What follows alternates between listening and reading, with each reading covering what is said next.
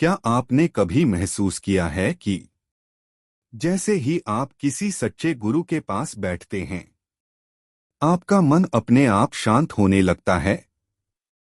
डर, चिंता और उलझन बिना कुछ कहे ही कम होने लगती है। और कई बार ऐसा लगता है जैसे आपकी समस्याओं का समाधान अपने आप मिलने लगा हो। इसी अनुभूति को कहा जाता है गुरु का ऑरा। ऑरा क्या होता है? सबसे पहले समझते हैं कि ऑरा क्या होता है। ऑरा एक ऐसी अदृश्य ऊर्जा होती है जो दिखाई तो नहीं देती, लेकिन हर इंसान के मन और शरीर से लगातार निकलती रहती है। इंसान के विचार, उसकी भावनाएं और उसका स्वभाव सब मिलकर उसके ऑरा का निर्माण करते हैं। जब आप किसी ऐसे व्यक्ति के पास बैठते हैं जिसका ऑरा शक्तिशाली और सकारात्मक होता है, तो उस ऊर्जा का प्रभाव आप पर भी पड़ने लगता है। इसी ऊर्जा क्षेत्र में आने को ही ऑरा में आना कहा जाता है। गुरु का ऑरा क्या होता है? अब जानते हैं गुरु का ऑरा क्या होता है।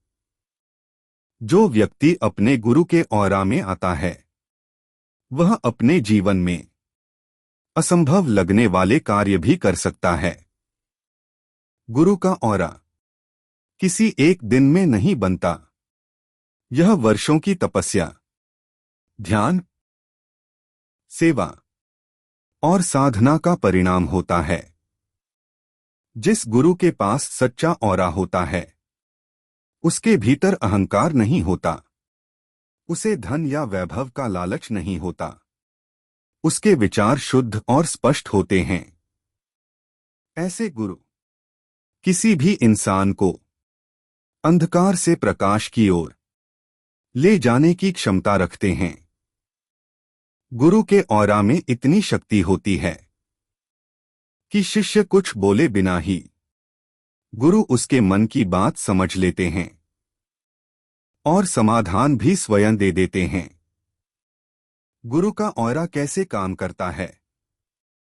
गुरु का ऑरा धीरे धीरे शिष्य के नकारात्मक ऑरा को कम करता है। भ्रम कम होने लगता है, दिशा स्पष्ट होने लगती है और जीवन को सही मार्ग मिल जाता है। इसलिए कहा गया है, गुरु के पास बैठना ही एक साधना है। सच्चे गुरु की पहचान। वीडियो के अंत में मैं आपसे एक बहुत जरूरी बात कहना चाहता हूं। हर व्यक्ति जिसके माथे पर तिलक हो या जो प्रवचन दे, वह गुरु नहीं होता। आज के समय में पाखंड बहुत बढ़ गया है।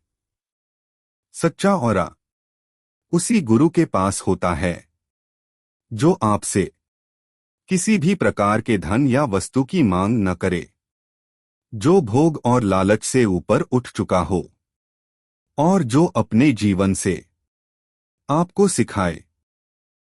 इसलिए अपने गुरु की पहचान बहुत सोच समझकर करें। किसी पाखंड के चक